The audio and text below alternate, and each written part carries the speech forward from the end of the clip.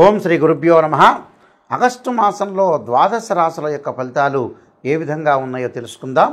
ద్వాదశ రాశుల యొక్క ఫలితాలు తెలుసుకునే ముందు ముఖ్యంగా మనకి ఏ గ్రహాలు ఏ రాశుల్లో ఉన్నాయో తెలుసుకుందాం. శుక్ర గురువులు మిథున రాశిలో సంచారం చేయటం, ఆగస్టు 21వ తారీఖున మరి శుక్రుడు కర్కాటక రాశిలోకి సంచారం చేయటం, అలానే రవి బుధులు కర్కాటక రాశిలోకి సంచారం చేయటం, అలానే ఆగస్టు ద్వితీయార్థంలో రవి సింహరాశిలోకి సంచారం చేయటం, అలానే సింహంలో కేతువు, కన్యలో కుజుడి యొక్క సంచారం, అలానే రాహు కుంభరాశిలోను, అలానే మనకి 137 రోజుల పాటు శని వక్రగతిలో ఉంటాడు. ఈ వక్రగతిలో ఉండటం వల్ల మరి శని వక్రగతిలోకి వెళ్ళటం వల్ల కూడా ఫలితాలు అనేవి మారిపోతాయి. శని మీనరాశిలో ఉన్న ఆ మీనరాశిలోనే వక్రస్థితి పొందటం వల్ల వివిధ రాశుల యొక్క ఫలితాలు మారుతూ ఉంటాయి. సహజంగా ఇక్కడ ఎలా ఉంటుందంటే, గురువు అతిపెద్ద గ్రహాలైన గురువు శుక్రుడు గ్రహాలని మనం ఒకసారి పరిశీలన చేస్తే, గురువు ఎవరి రాశి నుంచి అయినా కూడా 2, 5, 7, 9, 11 స్థానాలు సుఫలితాలను ఇవ్వటం, శుక్రుడు 1, 2, 4, 5, 8, 9, 10, 11 స్థానాలు సుఫలితాన్ని ఇచ్చే అవకాశం అనేది ఖచ్చితంగా ఉంటుంది. 8వ స్థానం 9, 11 స్థానాలు సుఫలితాన్ని ఎక్కువగా ఇస్తుంది. అలానే ప్రతి గ్రహం కూడా వాళ్ళ రాశి నుంచి ఒక్కొక్క ఫలితం అనేది ఇస్తుంది. అలానే కుజుడు, రాహు, కేతువు, శని 3, 6, 11 స్థానాల్లో సుఫలితాలను ఇవ్వటం, అలానే 2, 4, 6, 11 స్థానాల్లో కూడా బుధుడు మంచి ఫలితాలను ఇచ్చే అవకాశం ఖచ్చితంగా ఉంటుంది. ఈ ఫలితాలన్నీ కూడా గోచారీత్యా చెప్పబడ్డాయి కాబట్టి ఈ ఫలితాలన్నీ కూడా మనం చక్కగా చూసుకుని ముందుకెళ్ళినట్లయితే ఏ విధంగా ఉండబోతుంది, ఆగస్టు నెలలో ద్వాదశ రాశుల యొక్క ఫలితాలు ఏ విధంగా ఉంటుంది, ఎలాంటి పరిహారాలు చేసుకోవాలి, ఎలాంటి పరిహారాలు చేసుకోవటం వల్ల అద్భుతమైన రిజల్ట్స్ వస్తాయి అనేది మనం ఒకసారి తెలుసుకుందాం. మకర రాశి వాళ్ళకి ఈ మాసంలో ఏ విధంగా ఉండబోతుందో మనం ఒకసారి చూసేటట్లయితే, మకర రాశి వాళ్ళకి ముఖ్యంగా కొన్ని గ్రహాల యొక్క కలయిక, కొన్ని కాంబినేషన్స్ వల్ల మంచి చెడుల యొక్క మిశ్రమం అనేది బాగా ఎక్కువగా ఉంటుంది. ఎలాంటిది? రాస్యాధిపతి శని తృతీయ స్థానంలో ఉండి వక్రస్థితిలో ఉండటం వల్ల ఆరోగ్యపరంగా ఇబ్బందులు కలగకుండా చూసుకోవాలి. నేను నెగిటివ్ అయినా పాజిటివ్ అయినా రెండింటినీ చెప్తాను, వీక్షకులందరూ కూడా గమనించాలి. ఇక్కడ శని బాగలేనట్టుగా ఉంటుంది. వక్రగతిలోకి ఎప్పుడైతే పెండుతుందో అప్పుడు ఆరోగ్యపరంగా, ఆయుష్ పరంగా కొన్ని ఇబ్బందులు కలుగుతుంటాయి.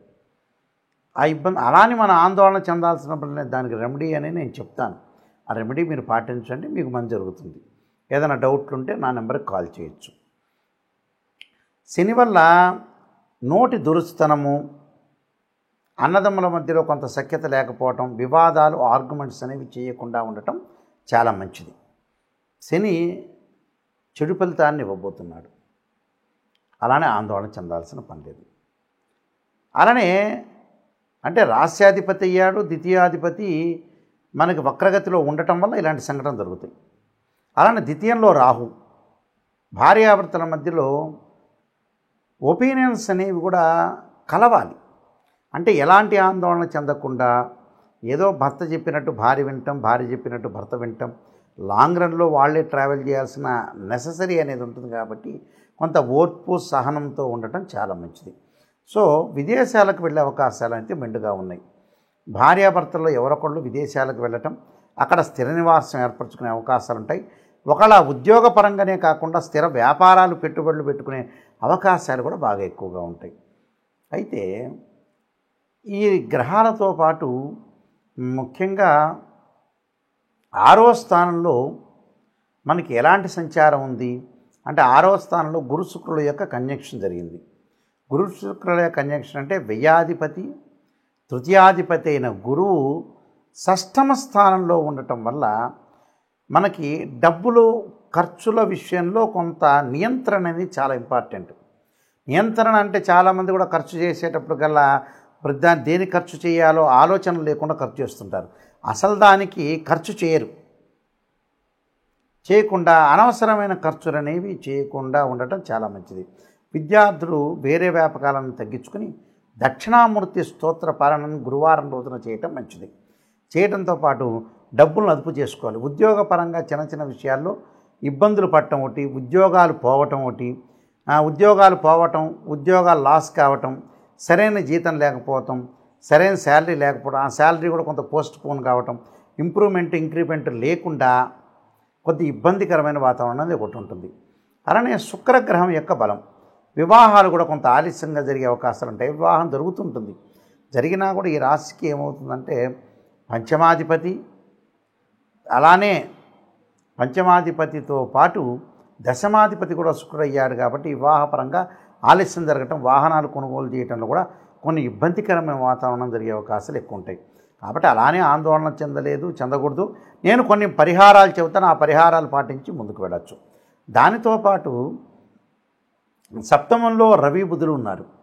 సప్తమంలో రవి ఉండటం వల్ల ఉద్యోగపరంగా చిన్న చిన్న డిస్ప్యూట్స్ జరుగుతాయి. అవి ఒక కొలిక్కి వచ్చి పరిష్కార మార్గం జరిగే అవకాశాలు ఎక్కువ ఉంటాయి. బుధుడు వల్ల కూడా వ్యాపారం అనేది బాగుంటుంది, వ్యాపార విస్తరణ చేసుకోవచ్చు. ఇన్వెస్ట్మెంట్ అనేది తక్కువగా ఉండటం చాలా మంచిది. దాని తర్వాత కేతువు యొక్క బలం వల్ల తీర్థయాత్రలు, పుణ్యక్షేత్రాలకు వెళ్ళటం, అలానే డిఫరెన్స్ ఆఫ్ ఒపీనియన్స్ లేకుండా అభిప్రాయాలు, బంధువులతోటి కొంత సహనంతో, ఓర్పుతోటి ఉండటం చాలా మంచిది. అలానే కుజుడు యొక్క బలం అంటే చతుర్థాధిపతి కుజుడు అయ్యాడు. లాభాధిపతి కుజుడు వల్ల కొంత లాభం కలుగుతుంది. భూలాభాలు ఇలాంటివన్నీ, వ్యవసాయ పనిముట్లు కొనుక్కోవటం, వ్యవసాయ పరంగా కానీ, అగ్రికల్చర్ ల్యాండ్ కానీ, కోర్టు సమస్యలు కానీ పరిష్కారం చెందే అవకాశాలు ఎక్కువ ఉంటాయి. అన్నదమ్ముల మధ్యలో కూడా కొంత మ్యూచువల్ అండర్స్టాండింగ్ అనేది బాగా ఉండే అవకాశాలు ఉంటాయి. కాబట్టి వీళ్ళకి ఎక్కువ గ్రహాలు అనేవి బాగలేదు కాబట్టి మకర రాశి వాళ్ళకి మిశ్రమైన ఫలితాలు అనేవి ఎక్కువగా ఉన్నాయి. ఏవి బాగున్నాయి? శని ఒక్కడే కొద్దిగా ఎక్కువగా బాగున్నాడు కాబట్టి కొంత జాగ్రత్తగా ఉంచి అనుకూల దిశకి మనం ఏర్పరచుకొని ముందుకెళ్ళటం అనేది మంచిది. గ్రహాలు అనేవి తక్కువగా బలం అనేది ఉంది కాబట్టి కొంత మనం నోటిని అదుపులో ఉంచుకొని ప్రతి పనిలో కూడా అందరినీ నేనే మోనార్క్ అనుకోకుండా అందరినీ అడిగి ఒక ఎస్టిమేషన్తో ముందుకు వెళ్ళటం వల్ల నేను చెప్పబోయే పరిహారాలు కూడా చెప్పబోతున్నాను వీళ్ళకి. అలాంటి పరిహారాలను కూడా మీరు పాటించండి, మీకు మంచి జరిగే అవకాశం ఖచ్చితంగా ఉంటుంది. నేను చెప్పే ఎప్పుడైనా సరే ఫలితాలన్నీ కూడా శాస్త్రంలో ఉన్న ఫలితాలు మాత్రమే చెబుతాను. ప్రజలందరికీ కూడా, వీక్షకులందరికీ కూడా, నాయకంటి గారి రాశి ఫలితాలు చూసే వ్యక్తులందరికీ కూడా నేను ఒక సమాధానం చెప్తాను. నిజాన్ని తెలుసుకోండి. నిజం అనేది నిప్పు లాంటిది. అబద్ధ భావాల్లో ఎప్పుడు కూడా నిజంగా ఉండదు. అబద్ధం అంటే తనను తాను మోసం చేసుకున్నట్టు అర్థం. నేను చెప్పే గ్రహాలు వాళ్ళ రాశి సంబంధించిన గోచారం అనే 20% మాత్రం ఫలితం ఉంటుంది. ఏ గ్రహాలు ఏ స్థానంలో బాగుంటుందో తెలుసుకోండి. ఎందుకంటే రకరకాల పుస్తకాల్లో కానీ, వివిధ ఋషులు రచించిన గ్రంథాల్లో కానీ, నేను కూడా దాదాపు 15 గ్రంథాలు రచించాను, రైటర్ని కూడా. అందువల్ల గ్రహాలు ఏ పొజిషన్లో ఉంటే మన రాశి నుంచి మనం గోచారీత్యా చూసుకునేటప్పుడు ఏ రాశి ఫలితాలు ఏ గ్రహాలు బాగున్నాయో ఆ గ్రహాలు మాత్రమే మనకు బాగున్నట్టు. వేరే గ్రహాలు నేను చెప్పినవి చెడు ఫలితాన్ని ఇచ్చే గ్రహాలు చెప్తాను, ఆ గ్రహాలకి మరి నివారణ మార్గాలు కూడా నేను చెప్తాను, అవి పాటించండి. నిజాన్ని తెలుసుకోండి, మీరు మోసపోవద్దండి. ప్రతి గ్రహం బాగుందంటే నేను చెప్తే బాగున్నట్టు, బాగలేదు అంటే బాగలేనట్టే. ఆ ప్రేక్షకులందరూ కూడా ఇది గమనించవలసిందిగా ప్రార్థన. ద్వాదశ రాశుల వాళ్ళందరూ కూడా, ఈ రాశులందరూ కూడా వృత్తి, ఉద్యోగ, వ్యాపార రంగాల్లో కానీ, అలానే ఆరోగ్యం పరంగా కానీ, విద్య పరంగా కానీ, ఆలోచనల పరంగా కానీ, ప్రమాదాల పరంగా కానీ, అలానే ప్రతి విషయం కూడా ఆలస్యం కాకుండా ఉండాలి అనంటే కొన్ని రెమెడీస్ అనేవి మనం ఖచ్చితంగా ఆ నెలలో పాటించాల్సిన అవసరం అనేది ఉంటుంది. తప్పులేదు. రెమెడీస్ అనేవి ఎక్కడైతే లోపం ఉంటుందో ఆ లోపాన్ని మనం సవరణ చేసుకొని ముందుకు వెళితే మనకు మంచి జరిగే అవకాశాలు ఉంటాయి. నేను చెప్పినవన్నీ కూడా ఇవన్నీ కూడా గోచారరీత్యా చెప్పబడే ఫలితాలు అంటారు. ఎప్పుడు కూడా గోచారం అనేది బర్త్ చార్ట్తో సమానం కాదు. గోచార ఫలితాలు కూడా 20% మాత్రమే సపోర్ట్ ఉంటాయి. ఎందుకంటే మనం ఎంత కృషి చేస్తున్నా ఆవగింజంత అదృష్టం అనేది ఒకటి ఉండాలంటారు. అంటే మన కృషి తగ్గట్టు ఫలితం అనేది ఉండాలి. అక్కడ భగవంతుడి యొక్క అనుగ్రహం కూడా ఉండాలంటే ప్రతి దానికి కూడా ఒక సమస్యకు పరిష్కారం అనేది ఉంటుంది. ఎంత విషయంలో కూడా మన నెగిటివ్ నిజంగా తెలుసుకోవాలి, ఆ నెగిటివ్లోంచే పాజిటివ్ రావాలి. ఎప్పుడు కూడా రాశి ఫలాలు చెప్పేటప్పుడు పాజిటివ్ ఉండాలని ఆలోచన చేయొద్దండి. నెగిటివ్ కూడా ఉంటుంది. ఆ నెగిటివ్లో ఉంటే మనం పాజిటివ్ చేసుకోవాలి. అందువల్లే శ్రీయ లోపం పెరుగుట పెద్ద విద్య, లోపం ఎరిగిన వాడే పూర్ణుడొగడు అంటాడు. అంటే పూర్ణత్వం అనేది మనం సాధించాలంటే నిజాన్ని తెలుసుకోవాలి. నిజాన్ని తెలుసుకోవాలంటే ఏమిటంటే కొన్ని ప్రత్యేకంగా రెమెడీస్ అనేవి చేసుకోవాలి. యజ్ఞయాగాది క్రతువులు, జపాలు, అలానే హోమాలు లాంటివి తప్పకుండా ఇప్పుడు కూడా చేసుకుంటే చాలా మంచిది. అయితే ఈ నెలలో మీరు చేసే రెమెడీస్ అనేవి నేను ప్రత్యేకంగా చెప్తాను. ఆ రెమెడీస్ ఏ విధంగా చేయాలి అనంటే, మనకి ఈ నెలలో శ్రవణ మాసంలో నాగుల చవితి వస్తుంటుంది. ఈ నాగపంచమి రోజున అందరూ కూడా పుట్టలో పాలు పోయటం, 2 జంట సర్పాలను దానం చేయండి. ఎందుకంటే సర్పదోషం ఉన్న వాళ్ళందరూ కూడా తప్పకుండా నాగపంచమి రోజున సర్పదానం చేస్తే చాలా మంచిది. అలానే ఈ నెలలో గురుపుష్యమి యోగం అనేది ఉంది. అంటే ఉద్యోగపరంగా ఇబ్బందులు పడుతున్న వ్యక్తులు కానీ, అలానే ఏదైతే ధనపరంగా ఇబ్బందులు పడుతున్నారో, ఫైనాన్షియల్ పరంగా ప్రాబ్లమ్స్, ఉద్యోగం నిలకడ లేదా, స్థిరత్వం లేదా, ఇలాంటి వాళ్ళందరూ కూడా తప్పకుండా గురువును ఆరాధన చేయాలి. అంటే సూర్య నమస్కారాలు చేయటము, అలానే గురువుని యొక్క ఆరాధన చేయటం, శనగలు అలానే గోధుమలు దానం చేయటం, గోధుమలు, ఎర్రని వస్త్రము, ఎర్రని పూలు దానం చేయటం, అలానే శనగలు దానం చేయటం, అలానే పసుపు వర్ణం గల జాకెట్ పీసు దానం చేయటం, అలానే సూర్య నమస్కారాలతో పాటు దేవానాంచ ఋషీనాంచ గురుకాంచన సన్నిభం బుద్ధిమతం త్రిలోకేశం తమ నమామి బృహస్పతి అనే మంత్రాన్ని చదవండి. ఎవరికైనా సరే వివాహాలు దగ్గరికి వచ్చినట్టు వచ్చి వెనక్కి వెళ్తున్నాయా, ఆ శుక్రవారం రోజున, ఈ శ్రావణ శుక్రవారం రోజున, వరలక్ష్మి వ్రతం రోజున చక్కగా లక్ష్మీదేవి యొక్క ఆరాధన చెయ్యండి. అలానే మహాదేవే చ విష్ణుపత్ని ధీమే తన్నో లక్ష్మీ ప్రచోదయాత్ అనే మంత్రాన్ని ఆ శుక్రవారం రోజున తప్పకుండా బొబ్బర్లు, అలానే ఎల్లో కలర్ పీసు, అలానే బ్రాహ్మణుడికి దానం చేయండి. దానం చేయటం, అలానే ఆ రోజున వీలైతే కన్యాపాశుపతాస్త్రం, వరపాశుపతాస్త్రాభిషేకం లాంటివి చేసుకోండి. ప్రమాదాలు జరుగుతున్నాయా, మరి కుజుణ్ణి శనిని ఆరాధన చేయండి. ఈ శ్రావణ శనివారం రోజున తప్పకుండా శని ప్రదక్షిణాలు చేసి నీలాంజన సమాపాతం రవిపుత్ర యమాగ్రజం ఛాయామార్తాండ సంభూతం తం నమామి శనిశ్చరం అనే మంత్రాన్ని చక్కగా చదువుకోండి. అలానే అంగారకుడి యొక్క ఆరాధన శ్రావణ మంగళవారం రోజున తప్పకుండా వాళ్ళ ఆరాధన చేయాల్సింది ఏంటంటే సుబ్రహ్మణ్య స్వామి యొక్క ఆరాధన.